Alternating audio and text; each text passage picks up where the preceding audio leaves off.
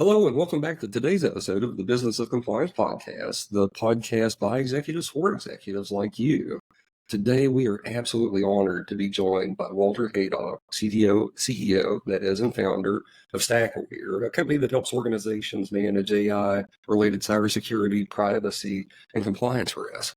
Walter, thank you so much for joining us. Just for the sake of edification of those who are joining us for the first time and might not necessarily have an understanding of your depth and breadth of expertise, would you care to tell our audience just a little bit about yourself? Sure thing. And thanks a lot for having me on, Patrick. Really appreciate the opportunity. So before founding StackAware, I worked at a data access governance startup called Privacera. So very familiar with a lot of the underlying issues when it comes to AI governance. And then before that, ran product security for an IoT set of offerings at a big B2B software company called PTC. So come from the cybersecurity space. And then before that was a Marine Corps intelligence officer. So spent some time doing physical security work and then also was detailed to the US intelligence community. So have a pretty good understanding of the importance of processing and safeguarding large volumes of data. So that's my background in a nutshell. Interesting. And so you decided to take that background, that working history, and build an organization that pays it forward to the larger community. Absolutely amazing, Walter. Absolutely amazing. And that said, as I've watched you as we've interacted on LinkedIn, and I've kind of followed the trajectory of StackAware, one thing has become very obvious, very hard to miss, and that is that you are, in fact, one of the innovators in our space, not just from a technology perspective, but also from a thought leader perspective as it relates to things like AI, cybersecurity, privacy, and compliance. Now, that said, as we think about the overall theme of what we had hoped to share with executives today, that is innovations in AI, how thinkers like you are thinking about continuing to innovate and push technology and really humanity forward in a positive way while maintaining some sense of compliance with known good standards. Are there things that you believe our audience should be thinking about, or are there obvious gaps in the market and how people are approaching these things today? Yeah. So I would say a key thing to keep in mind is that the basics of confidentiality, integrity, and availability for data still applies when you're talking about AI. There are some wrinkles, certainly, on all of those things that folks should keep in mind when they're developing, building, deploying AI systems. But the underlying concepts that have undergirded information security practice for 25 years are still appropriate and relevant. Now, how you interpret those, how you apply those to novel technology sets, that's a different story. And certainly requires some expertise, some understanding of new tools, new frameworks, new regulations that are coming into force as we speak, but the basics still apply. So the CIA triad is essentially what you're saying. As we think about securing this data, this information, as it were, it really is still the basics of confidentiality, integrity, and availability. But why is it then that you see people get so caught up on the new and forget about those fundamentals? Is it just human nature? Yeah, definitely. There's a good quotation from Arthur C. Clarke, who was a science fiction writer and futurist, and he said, any technology sufficiently advanced will appear to be magic. And I think that's true with a lot of things, especially with AI. On the CIA triad, in terms of how that applies with this new, relatively new technology, especially generative AI, there are a couple examples. So in the security field, folks seem to be pretty focused on protecting the confidentiality of data, which is perfectly understandable. Yes. And I've seen folks take what I consider to be somewhat extreme stances, saying things like you should never provide any sensitive data whatsoever to third-party AI systems. Things like you should only use publicly available information when you're prompting AI tools, including SaaS AI tools. And I think that treats AI like it's something special, like it's magic. Whereas, folks don't really think twice about uploading a spreadsheet to Google Drive that has company financial data or HR data or things like that. And frankly, that's a SaaS tool. Google Drive is. And also, Google is doing at least predictive AI training on the data that you upload, for security purposes, for fraud prevention, things like that. Gmail spam filtering, for example, you can't opt out of the predictive AI training that's going on your confidential, sensitive data. So I don't think that's necessarily wrong. And obviously, there are huge advantages when it comes to spam filtering, fraud detection, things like that. The key is just understanding how the data is being used and being very clear about that. That will help organizations understand and stay within their risk appetite when it comes to confidentiality. And does that tie back to the concept of explainability as we think about one of the chief concerns with AI and some automated algorithms today, Walter? Did you say exploitability? Explainability? I apologize. Explainability. My Sure. accent is so terrible. No. Yeah. I mean, also a relevant term. Explainability, I think that can mean several things. When I was discussing it, I was mainly talking about the inputs, being clear on what the inputs are, how they're being used. So, for example, ChatGPT, if you just fire it up, you're kind of a guy off the street, so to speak. You use the free version, you log in, you start typing things. OpenAI is training on the prompts that you provided. And that can have pretty serious repercussions depending on what type of information you give it. For example, there was some reporting at the end of 2022, early 23, that Amazon employees were using ChatGPT, presumably in its default training mode, and they were submitting all sorts of internal architectural diagrams, code blocks, things like that, and ChatGPT was training on it. And it's quite reasonable, and it appears there's some evidence to suggest that OpenAI did train on that information, and ChatGPT learned some of the internal architecture of Amazon as a result. Nice. Understanding how your data is being used is a key piece to the equation. I think you could say that's explainability, also just transparency. And I think OpenAI has been relatively transparent about that. There are certainly safeguards you can apply, for example, disabling training, opting out, using the temporary chat feature, using ChatGPT Team or Enterprise. These are all things that organizations can do to mitigate that risk. Now, on the other side of things, and this is potentially more on the data integrity side, is the explainability of how that model is producing outputs. So OpenAI, with earlier examples or earlier iterations like GPT-2, made the entire model open source and made much more information available about its training data and things like that. Now, as OpenAI has subtly shifted its focus more toward simply just being a business, it's been a little less transparent in terms of how the model has been trained on what sort of data sets, how the inner workings of the model function. So now GPT-4, that's only available via SaaS. You can't inspect the underlying model, and it's a little more difficult to understand how the outputs are being arrived at. So that's also an issue from a data integrity perspective, the explainability of them. And so with these potential for harms, Walter, I've heard you in the past talk about really 4 approaches to risk: avoiding risk, accepting risk, transferring risk, or mitigating risk. And so for the executives that are listening today, as they do think about their employees potentially putting sensitive information into these public tools, but without any recourse, without any opportunity to withdraw that data or understand what's happening with it,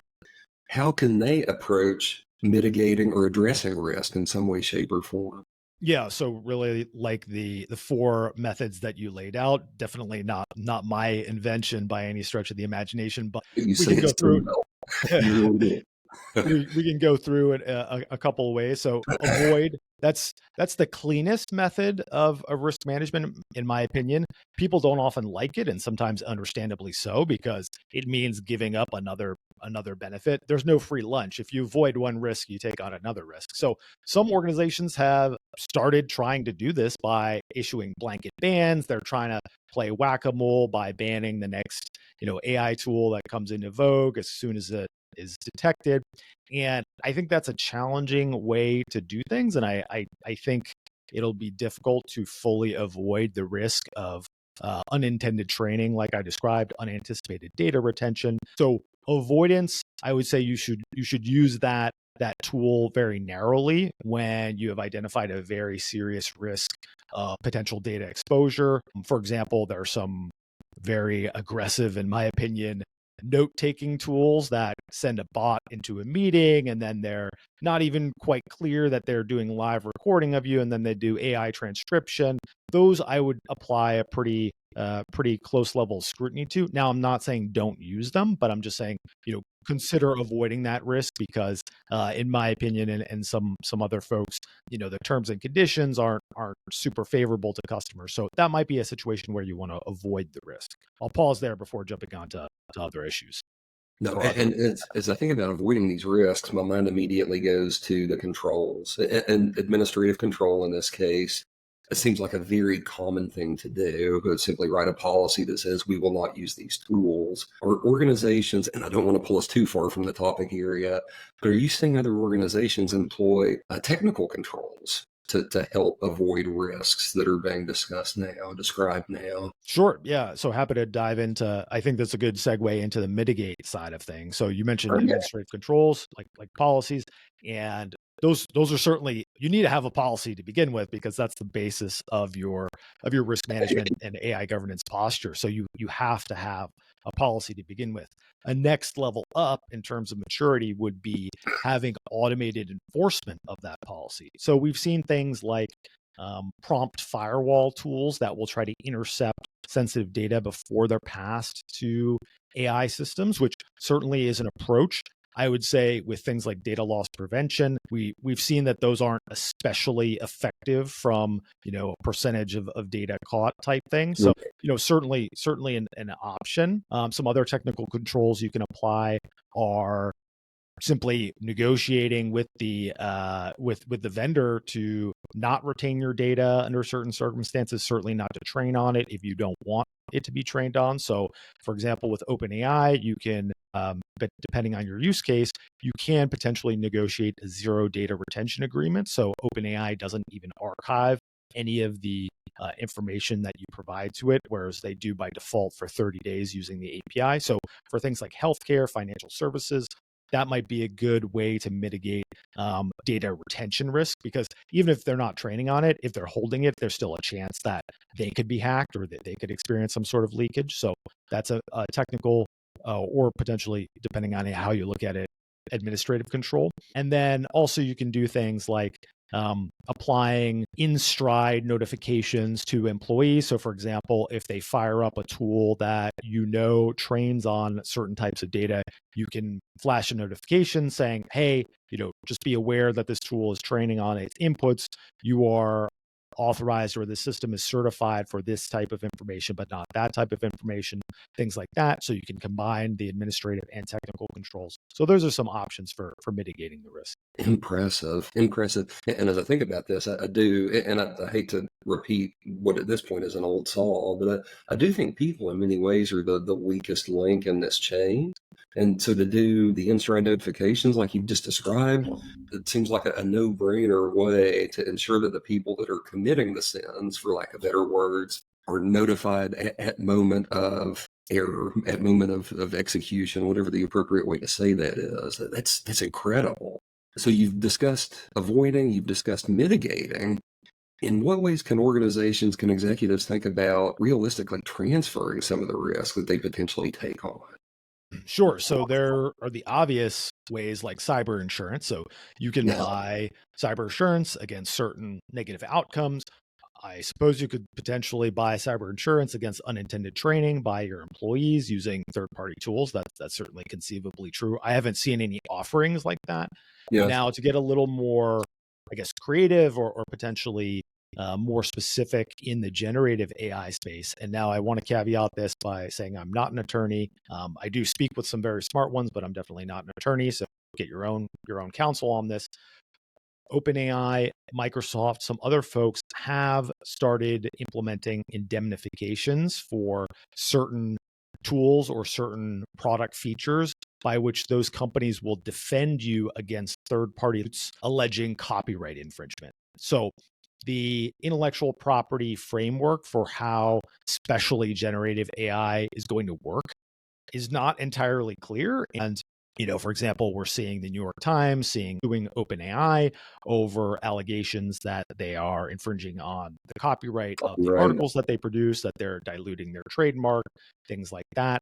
So a potential way to transfer some of that risk is through these indemnifications that the companies are offering to their customers. And frankly, again, not an attorney, I'm just speculating on how I think this is going to work out. I think these third-party copyright infringement lawsuits are mainly going to be stopped in their tracks by these indemnifications, because unless you're the New York Times that has kind of massive reputational and financial capital, the thought of suing another company when you know that Microsoft or OpenAI is going to come to its rescue in court, Yes. Frankly, isn't very appealing. And from a business perspective, if you're a media company like the New York Times, that is an existential threat to your business. And even from a much smaller company perspective, from mine, like, we create a lot of content, and I don't take any measures really to block AI training on that content, because first of all, I don't think it's worth my time. Second of all, I want my content to be sucked into AI Yes. tools and reproduced so that, more people know about what StackAware is doing. And now maybe it may pull some information from me, from my blogs, from things that I've said on podcasts, and maybe it won't attribute it. Or I've had some examples of, for example, Bing Chat said some completely wrong things about, about my perspective on certain cybersecurity matters. So that's definitely a risk out there. But personally, that's a risk that I'm going to accept, which is a good segue to the next section. But I'll turn it back to you. Which is avoiding a risk. Yeah. Oh, All right. accept. Accepting risk. No, I apologize, Walter. You're exactly right. And so, in what situations that you just described one very clearly, but for the executives who potentially sit in a seat very unlike yours, who can't necessarily relate to what it is you just described, choosing to share so that the community can benefit, in what ways can they choose to accept risk that don't potentially put their company, their organizations in a position to realize or recognize real harms? Yeah. So I think every company, by merely existing and staying in business, is accepting some level of risk. And executives know this either implicitly or explicitly. If I wake up and get out of bed in the morning, I'm accepting some risk. If I get in my car and drive somewhere, I'm accepting some risk that I may get in a car crash. I may get pulled over by a cop and given a ticket. Even if I'm extremely careful and put on my seatbelt, follow the law to the best of my abilities, there's still risk, even legal risk, that, maybe I catch a cop at the end of the month and he needs to meet his quota and I still get a ticket. There's still that risk there. There are a couple things that organizations can do to accept risk smartly. I would say, first of all, never ignore a risk. If you just say that won't happen, or, I'm not going to think about that. I don't really believe in superstition, but I think there's probably a strong correlation with that risk materializing if you've said, well, that won't happen to us. So never ignore risk. Another thing you can do is assign risk owners for these risks that you're accepting. That's just a general good practice when it comes to compliance. Yes. And the reason is, my opinion is that risk owner needs to be a business person who has total accountability for mission accomplishment. So that is a P&L owner. That could be the COO of a company. It could be a product manager if you're talking very low level, because those types of people need to balance all the risks that the organization is facing. Those could be financial, those could be competitive, those could be technological, those could be regulatory. I did 4 and 5 at the same time. Those could be security. So all of those risks are things that a cross-functional leader is going to need to address and stay on top of.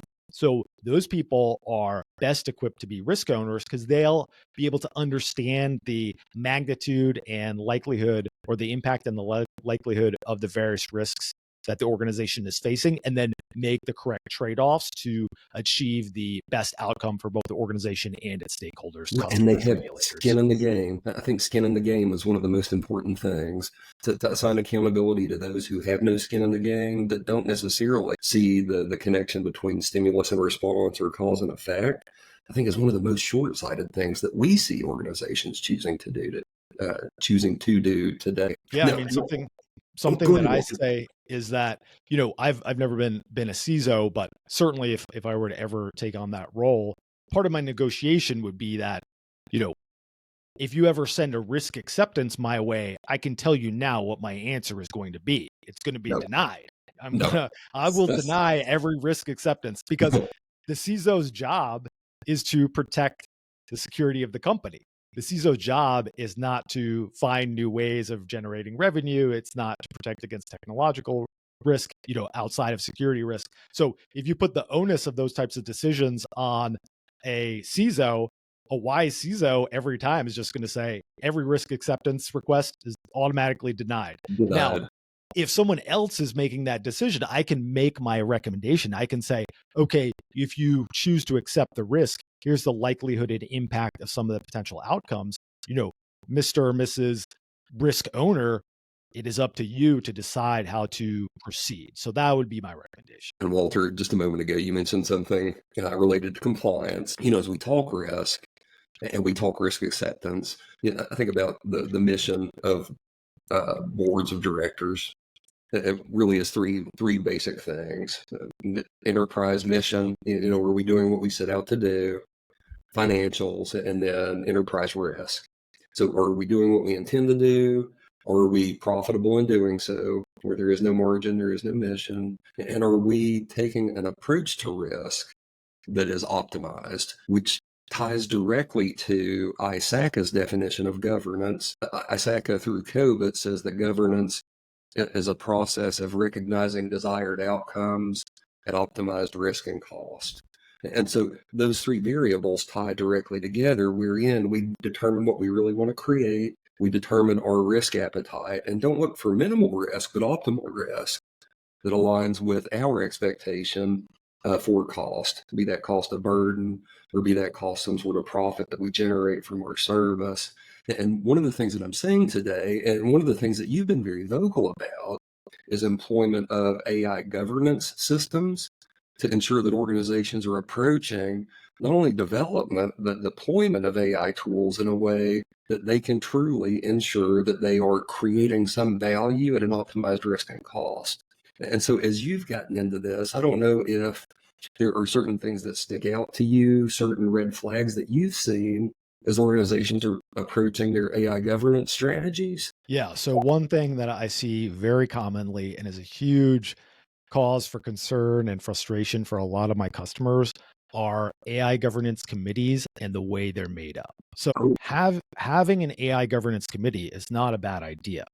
What I will say is a bad idea is structuring it in a way where the decision-making authority is unclear. So I'll give some examples.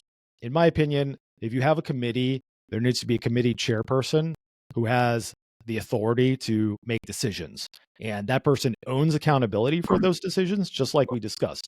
That should be a cross-functional business owner who takes in the inputs of the various members of the committee, legal, security, privacy, AI, data science, things like that, and then makes a call. So that is my opinion of how a AI governance committee should be structured. Unfortunately, I see a lot of other structures that include the following: majority vote. Okay, that's better than some other alternatives, but who owns the final outcome? It's not really clear who owns the decision when you have that. when it's Another consensus. thing that I've seen, what's that?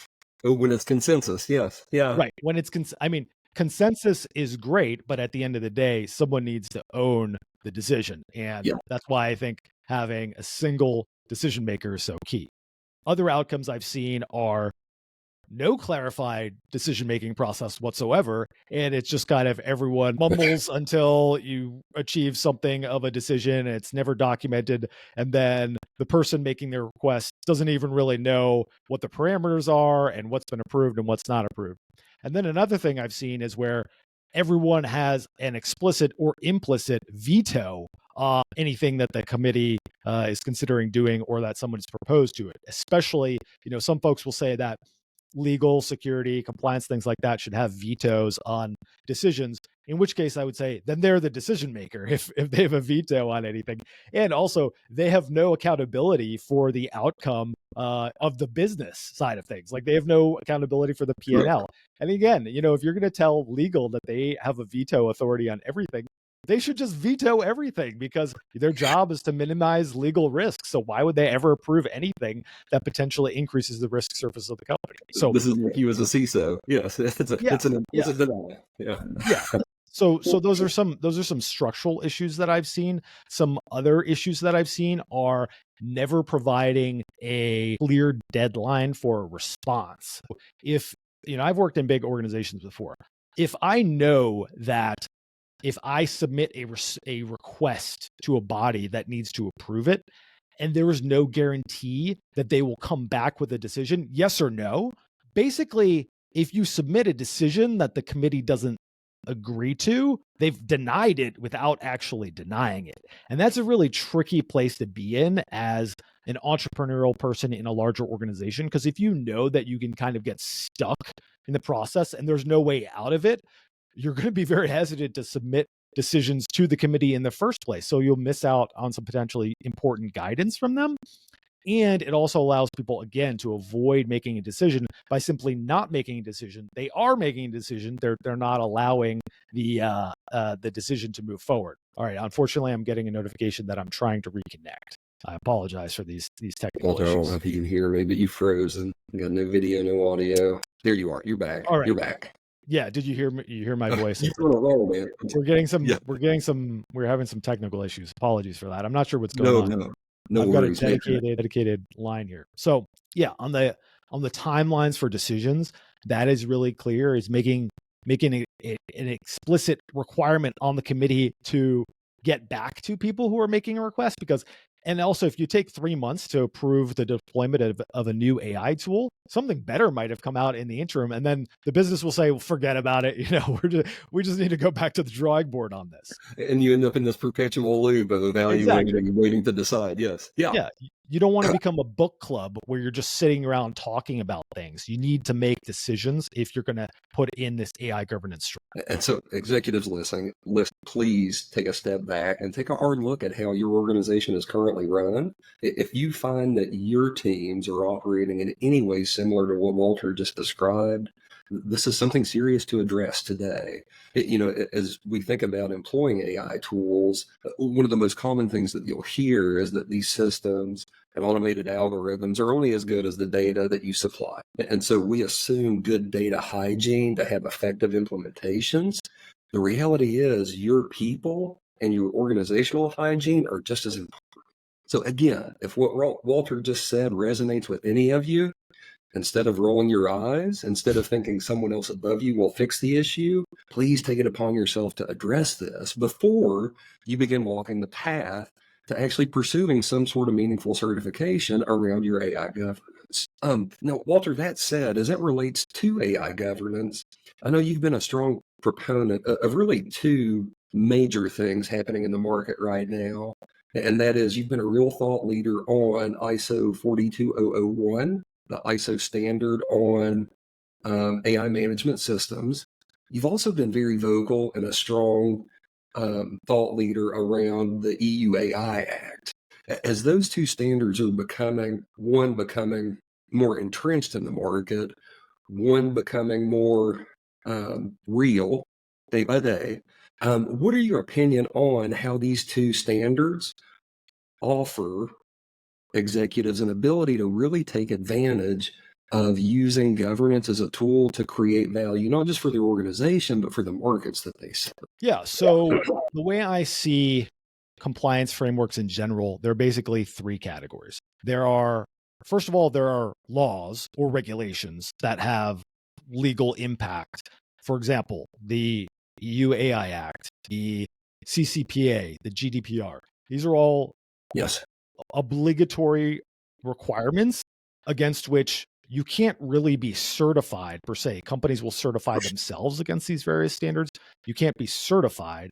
And really, the only way you find out that you're non-compliant is through some sort of enforcement action. In the US, there are some informal ways, like especially in financial services, where you can kind of get a slap on the wrist from the regulator that's confidential in certain scenarios. But usually you're either GDPR compliant until you're not. That's basically the way it works. And that's how I foresee the EU AI Act happening or rolling out. Another level of those three are voluntary frameworks. So those are things like the NIST cybersecurity framework, the NIST AI risk management framework. There Yeah. are no certifications against those, but they're not obligatory to abide by them unless you're in the US federal government. For example, the NIST CSF is obligatory for US federal agencies to follow, but that's kind of a unique perspective and not really applicable to business people. And then the third level are certifications. So those are things like ISO 42001, ISO 27001. Those are certifications. And then in the case of the SOC 2 series, those are attestations that you have met certain requirements. And these aren't required. You aren't required to get these certifications by the government. You may have contractual obligations that require you to do so. And then also you may want to do so for sales and marketing purposes to say, hey, we have this certification or attestation. You should trust us that we're going to handle your data in a good way. And then, of course, you have your own internal governance requirements that you want to protect customer data. You want to be a good participant in the global economy, and you have certain ethical and other obligations that you want to uphold. Those are the three ways in which I see compliance frameworks. Now, drilling down into your question, before I do that, I just want to pause and make sure I didn't say anything crazy there. No, nothing crazy. In fact, that was so thorough. I love how you sussed out and created separate strata almost for each of those ways that we can approach evaluating our conformance to a framework. That's beautiful, Walter. Thank you. Awesome. So I'll start with the EU AI Act. Now, to be clear, the corrected text of the EU AI Act was released, I believe, less than 3 weeks ago. So there's been a lot of discussion about it, and that's fine. There's been high-level talks, and as things go through legislative processes, it's definitely important to debate them. But the final approved text was just released 3 weeks ago. I am in the process of reading all 450 pages of it. I have not completed it. I've read a lot of the debates on it. I'm starting the process on reading the entire EU AI Act. And the fact that the final text was just released is not trivial. For example, I saw a member of the EU Commission release a statement saying, well, actually, we corrected something in the final text that basically would have changed the applicability to open source software. So good thing we figured that out in the final text. So this is non-trivial. So exactly what the EU AI Act means in its final form is not 100% clear to me. So I want to make that caveat. I'm going to be doing a deep dive in it. I'm going to read every word. But on a high level, a couple things are important to pull out. So one, it establishes classifications for different types of AI systems. The EU says that it expects most of them will be, most systems will be low risk.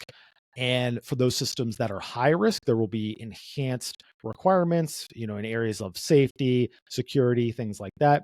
And then there are forbidden use cases, entirely prohibited use cases. For example, remote, non-consensual biometric identification in public places. Now, I did just read that section of the EU AI Act, and it is rife with carve-outs and exceptions, for example, for national security purposes and things like that, as you might expect, because if you look in the US, if there's any sort of executive order that has to do with cybersecurity, there's always a carve out that says, this excludes national security systems according to whatever the relevant legislation is. So there are certainly carve outs for certain scenarios. And I mean, frankly, nothing against the EU, but their legislation is so vague. It is so vague. And really understanding what these things mean, again, the only way we're going to find out is through these enforcement actions. Like that's what we've seen with GDPR, like what is an acceptable practice and what is not.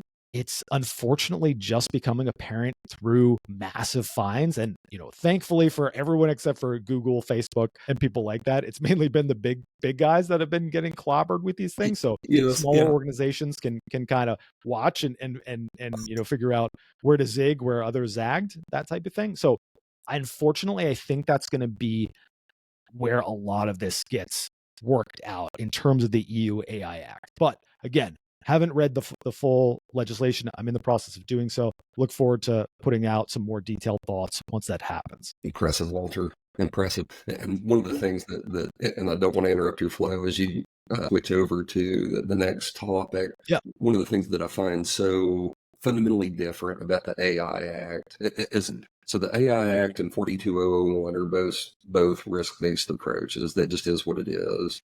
because the AI Act is really presented under the guise of consumer protections. We see many things start and stop with that risk-based approach. Whereas 42001, because it is focused on governance, recognizes that risk and impact to do harms, the potential to do harms are very real.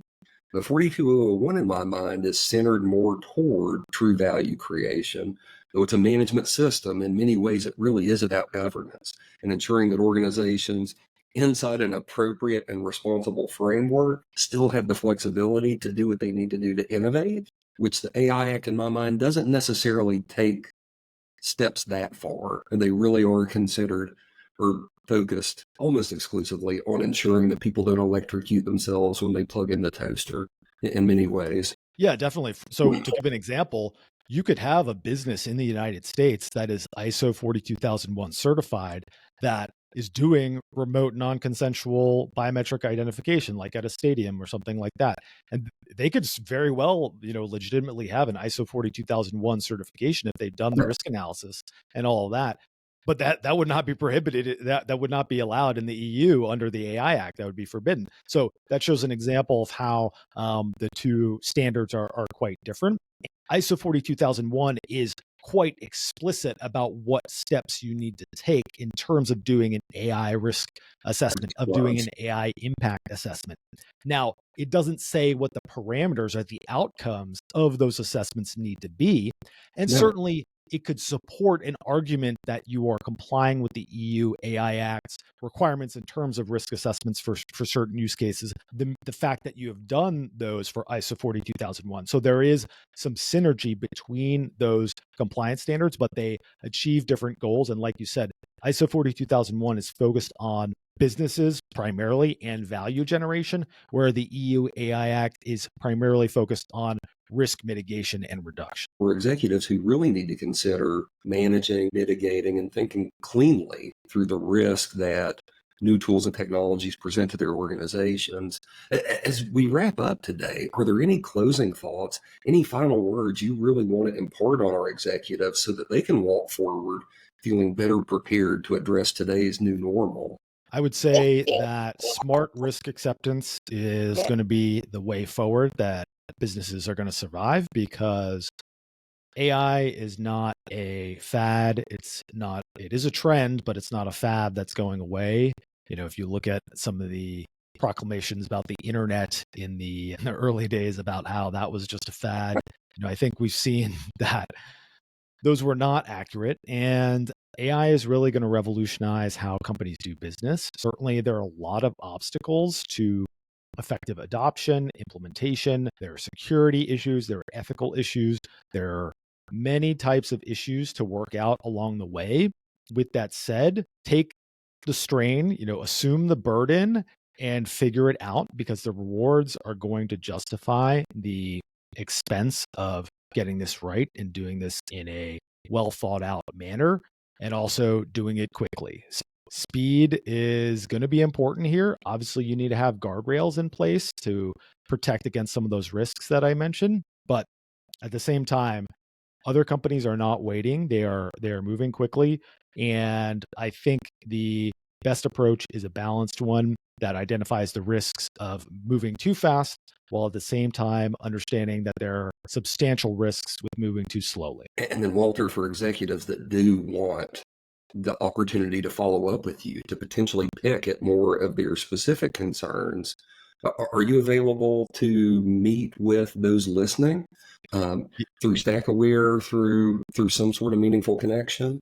100%. I mean, StackAware helps organizations measure their AI-related risk through our assessment procedure. And then we also build governance programs for companies that are rolling out AI tools, capabilities, and features to help address some of those challenges that I described in the cybersecurity, compliance, and privacy realm. So definitely head to stackaware.com and set up a call. Happy to do a consultation with companies that are looking to manage their own AI-related risks. And for those that are not already following Walter on LinkedIn, I would highly encourage you to do so.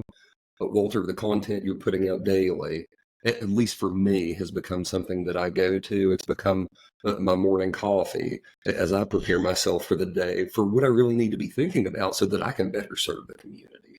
So thank Well, you. Thank you for what you're thanks a doing. lot. Thanks a lot to you too. And I definitely have been learning a lot from your posts, especially when it comes to some of the new regulatory developments and compliance ones as well. Walter Haydock, thank you so much for your time today. So grateful for you.